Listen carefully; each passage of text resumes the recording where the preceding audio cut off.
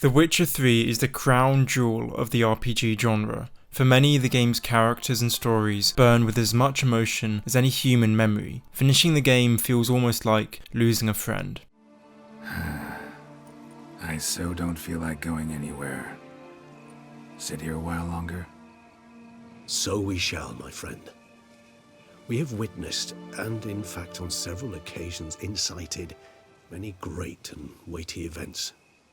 After all that toil, I believe we deserve a bit of a rest. That we do.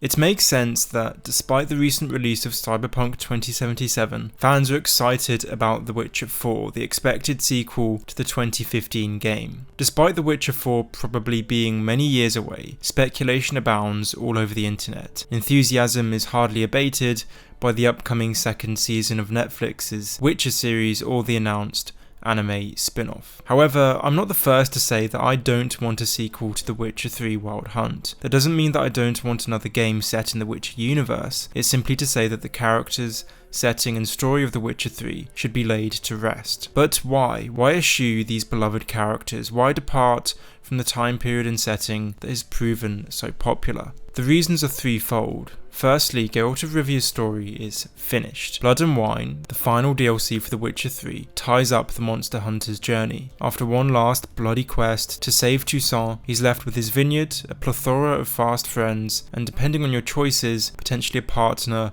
with whom to enjoy retirement. Geralt of Rivia has been the subject of 8 novels, 3 games, and now an entire Netflix series. If there was ever a time to move on and accept his tale as done, it is now. Secondly, Ciri is off limits as a potential successor protagonist. It seems that the likely canonical ending for The Witcher 3 is the one where Ciri becomes Empress. This mediates between 3 of the worst sub-endings, where either Emir, Radovid or Dijkstra end up controlling the north. The first is a tyrant, the second a paranoid madman, and the third a cynical megalomaniac. Better that Ciri, a girl of humble upbringing and compassion, rules in their stead. Equally, Ciri would simply be too overpowered to be a protagonist. Think about how easily she defeated enemies in the short segments we control her in The Witcher 3. What made the third game so enjoyable was that its gameplay was challenging. Geralt's survival depended on the player's skill. That challenge would no longer exist if we could simply teleport where we please as the child of the Elder Blood. Finally, there's the fact that there are so many interesting time periods, milieux, and characters to explore in the Witcher universe. I wouldn't like to see another game constrained by the same setting, protagonist, or cast. For instance,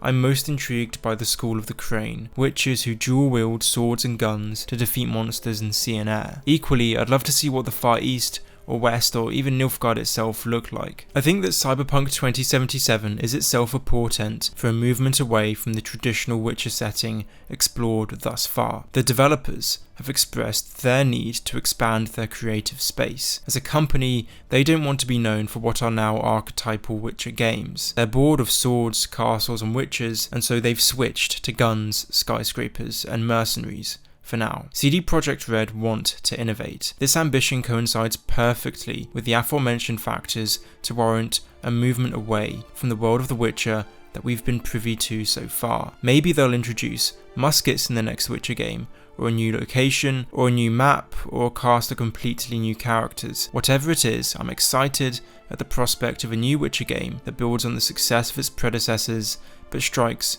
a path entirely its own.